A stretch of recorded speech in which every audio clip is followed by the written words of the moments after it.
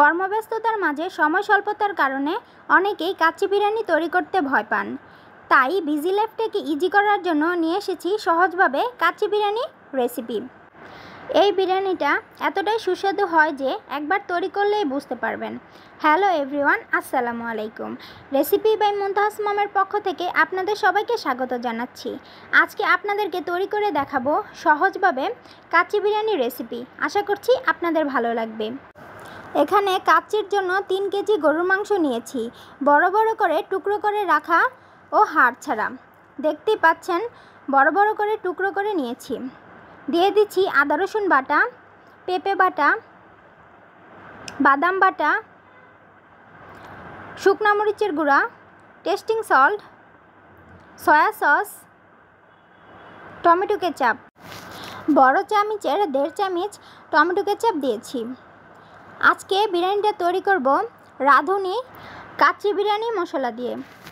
এখানে নিয়েছি গোটা মশলা, দিয়ে দিচ্ছি দারুচিনি ও এলাচ। এখন দিয়ে দিচ্ছি রাঁধুনি কাচ্চি বিরিয়ানি মশলা। এখানে আমি 2 প্যাকেট কাচ্চি বিরিয়ানি মশলা দিয়ে দিয়েছি। দিয়ে দিচ্ছি বেরেস্তা। বেরেস্তার পরিমাণটা বেশি দিতে হবে। দিয়ে দিচ্ছি কিশমিশ। এখন দিয়ে দিচ্ছি টক দই। বড় চামচের 5 থেকে 6 চামচ টক দই দিতে হবে। যেহেতু আমার এখানে মাংসের পরিমাণটা বেশি, তাই টক দইয়ের পরিমাণটাও বেশি ব্যবহার করেছি। এখন দিয়ে দিচ্ছি সয়াবিন তেল। 5 থেকে 6 চামচ সয়াবিন তেল ব্যবহার করলেই হবে। এখন আমি মাংসটাকে মশলার সাথে ভালোভাবে ম্যারিনেশন করে নেব। ম্যারিনেশন করার সময় এমনভাবে ম্যারিনেশন করতে হবে যাতে মাংসটা মশলার সাথে ভালোভাবে মিশে যায়। দেখতেই পাচ্ছেন আমি কিভাবে ম্যারিনেশন করছি। এখন দিয়ে দিচ্ছি তেজপাতা ও স্বাদ অনুযায়ী লবণ। দিয়ে দিচ্ছি ভেজে রাখা আলু। যেহেতু আমার এখানে আগেই সয়া সস ও টেস্টিং সল্ট দিয়েছি, তাই লবণের পরিমাণটা বুঝে দিতে হবে। এখন আবার ভালোভাবে মিক্স করে দিচ্ছি। এখন উপর থেকে দিয়ে দিচ্ছি বেরেস্তা ও কাঁচামরিচ। এখন ম্যারিনেশন করা মাংসটাকে ঢেকে 2 থেকে 3 ঘন্টা রেস্টে দিতে হবে। চুলায় গরম পানি বসিয়ে দিয়েছি। দিয়ে দিচ্ছি লবণ। পানিটা বলক আসা পর্যন্ত অপেক্ষা করতে হবে। এখন দিয়ে দিচ্ছি রাঁধুনি মশলায় যে গোটা মশলা থাকে সেগুলো। এই পর্যায়ে দিয়ে দিচ্ছি সয়াবিন তেল। এখন দিয়ে দিচ্ছি ভিজিয়ে রাখা পোলাও চাল। একটু পরপর নেড়েচেড়ে দেখতে হবে পোলাও চালটা হয়েছে কি না। পোলাও চালটা 70% সিদ্ধ করতে হবে। দেখতেই পাচ্ছেন এখনও সিদ্ধ হয়নি। এই পর্যায়ে চালটি সিদ্ধ হয়ে গেছে। ম্যারিনেশন করা মাংসের মধ্যে দিয়ে দিচ্ছি সিদ্ধ করে পানি ঝরিয়ে রাখা পোলাওর চাল। এখানে আমি 2 থেকে 3টা লেয়ার করে নেব। চালটাকে দিয়ে ভালোভাবে মিশিয়ে নিতে হবে। দেখতেই পাচ্ছেন কিভাবে দিয়ে দিচ্ছি। এখানে দুধের মধ্যে জাফরান ভিজিয়ে রেখেছিলাম কয়েক ঘন্টার জন্য। উপর থেকে দিয়ে দিয়েছি ঘি।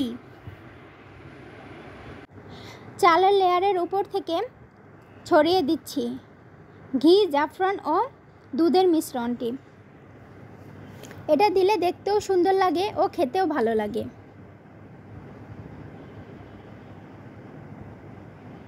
এই পর্যায়ে দিয়ে দিচ্ছি বেরেস্তা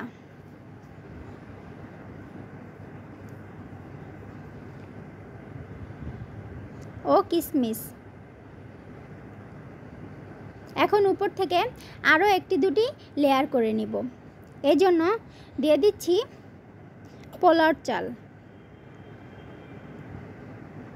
সেম প্রক্রিয়া। আবারও জাফরান, ঘি ও দুধের মিশ্রণটি দিয়ে দিতে হবে। দিয়ে দিচ্ছি বেরেস্তা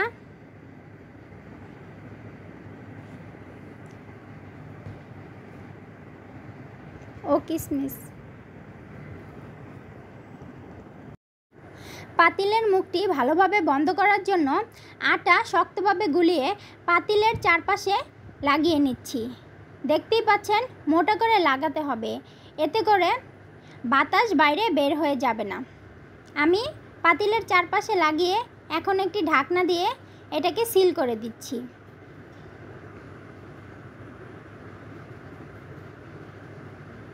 এখন আর বাতাস বের হবে না। চুলায় লো মিডিয়াম আঁচে 5 মিনিট রান্না করতে হবে। অপর প্রান্তে তাওয়া গরম করে নিয়েছি। 5 মিনিট পর পাত্রটাকে তাওয়ার উপর লো আঁচে দিয়েছি। এই লো আঁচে 2 ঘন্টা রাখতে হবে। 2 ঘন্টা পর দেখতেই পাচ্ছেন কাচ্চি বিরিয়ানিটা কিন্তু তৈরি হয়ে গিয়েছে। এখন একটি ছুরির সাহায্যে আটাটাকে তুলে নিতে হবে। দেখতেই পাচ্ছেন বিরিয়ানিটা কত সুন্দরভাবে তৈরি হয়ে গিয়েছে। এখন আপনাদেরকে তুলে দেখাচ্ছি। দেখুন নিচে লাগেওনি এবং কত সুন্দরভাবে বিরিয়ানিটা তৈরি হয়ে গিয়েছে। এখন এটা পরিবেশন করার পালা। এরকম মন মাতানো কাচ্চি বিরিয়ানি হলে তো আর কোনো কথাই নেই। অনেকেই কাচ্চি বিরিয়ানি তৈরি করতে ভয় পান। আশা করছি আমার এই ভিডিও দেখার পর আপনারা কাচ্চি বিরিয়ানি সহজভাবে ঘরেই তৈরি করে ফেলতে পারবেন। দেখতেই পাচ্ছেন মাংসটা কত সুন্দরভাবে সিদ্ধ হয়ে গিয়েছে। ভয়কে জয় করে আজই বাসায় তৈরি করুন কাচ্চি বিরিয়ানি। রেসিপিটা আপনাদের কাছে কেমন লেগেছে অবশ্যই কমেন্টের মাধ্যমে জানাবেন। এতক্ষণ আমার ভিডিওটা দেখার জন্য আপনাদের সবাইকে জানাচ্ছি ধন্যবাদ।